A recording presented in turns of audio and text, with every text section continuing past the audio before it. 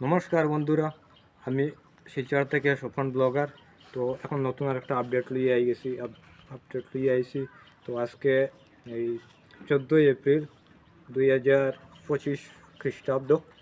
তো আমি চড়ক পূজাতে যাইতেছি এখন।